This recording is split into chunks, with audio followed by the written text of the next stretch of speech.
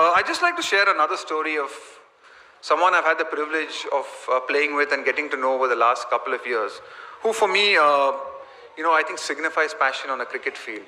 And no, I mean, a lot of times people come here and expect me to talk about, Tendulkar and Lakshman and Ganguly and Kumble's, and they're all great cricketers, and I've played with a lot of them, and they all, had some amazing qualities. But the story that I like to tell is about Pravin Tambe. I'm sure a lot of you have heard of him over the last couple of years at the IPL. And Pravin, was a budding sort of leg spinner as a 20-year-old. And he played 20 years of cricket in the Maidans in Mumbai, never getting an opportunity to actually represent Mumbai at any level, no first-class level, no junior level, nothing. Pravin Tambe didn't get a single opportunity to play any game. But he kept bowling, he kept playing in every single game, and that's really, really hard. Believe me, when you have to go and play in some of the grounds in the Maidans and do it constantly, day in, day out, year after year, year after year, it gets extremely hard. It gets really difficult, and you need to have a different kind of drive to be able to do that. But Pravin did that. And a couple of years ago, we were looking for a leg spinner. We were looking for a leg spinner to play in the Rajasthan Royals team. And Pravin came to our nets. Pravin came to our nets. And, I heard one of the younger guys actually say, who's this uncle who's come to our nets? And Pravin was 41 years old at that stage. He was 41 years old. And we decided to pick Pravin Tambe in our squad. I got a call the next day from our CEO saying, what are you doing? You've picked a 41-year-old guy. Are you crazy? I mean, we're the Rajasthan Royals. We're supposed to promote young players.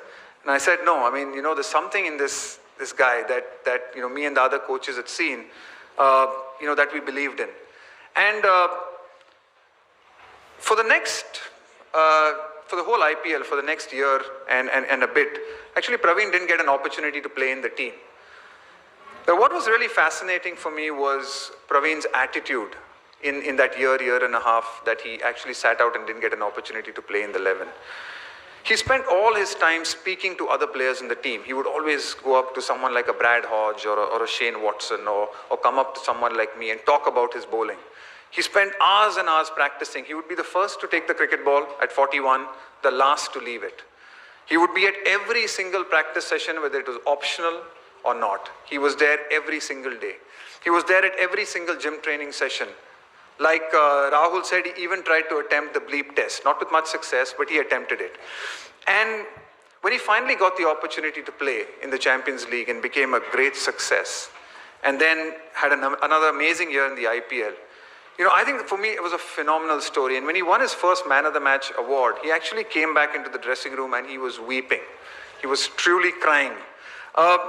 And for me, that is passion. I mean, you hear about great stories and great people, but to play 20 years without no recognition, to just keep playing in gully cricket, in Maidan cricket, to still have the desire and the hunger to keep doing it again and again, to have the attitude to come into an environment that gives you the opportunity to learn and grow and improve, and to grab it with both hands as a 41-year-old was, I think, a great lesson of passion to so many of the young players who are 18, 19, 20, 21 in our team, looking out to make a career.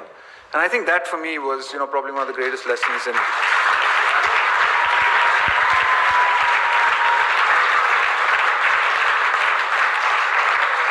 And I think that's,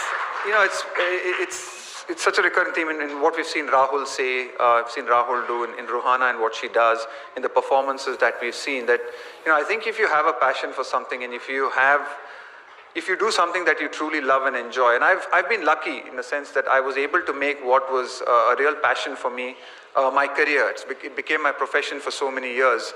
And I think that is really important. If you can find out what your passion is and pursue it. I know that's not always easy, and it sometimes takes a lot of courage to be able to do that, because there are always easier options at times. You can always be tempted to do the simple thing. You can always be tempted to go on a path that is traveled by most. To take a path that is less traveled takes a lot of courage. Probably takes a lot of patience as well. As we've seen in someone like Pravin Tambe, it took him, his success wasn't overnight. A lot of people said, oh, that's overnight success. That's 25 years of success. Taken 25 years to work hard, starting as a 15-year-old to actually, become a success. So it's going to take a lot of time. It's probably going to take a lot of patience, a lot of sacrifice as well. A sacrifice of time, of spending so much time doing what you're doing. A sacrifice sometimes of making a sacrifice of a financial sacrifice. A lot of times when you pursue your passion, it might not necessarily be a passion that gives you the financial security that you hope for and you probably crave for. But if you want to make a difference, as we've seen so many of these kids do, and you see the kind of difference that they are making, I think you need to follow your passion and follow it in whatever you do. And I think that's the great thing about what I think a lot of the DFC has taught, what I'm sure will teach a lot of these young kids. When they see what they have created and see what they've done, it's come through sheer passion of really enjoying what they do. And I hope that they will be able to pass on this message, as I'm sure their stories will, that if you really want to pursue something and you're really passionate about it, that's what you should look to pursue, because you'll never have to work another day in your life.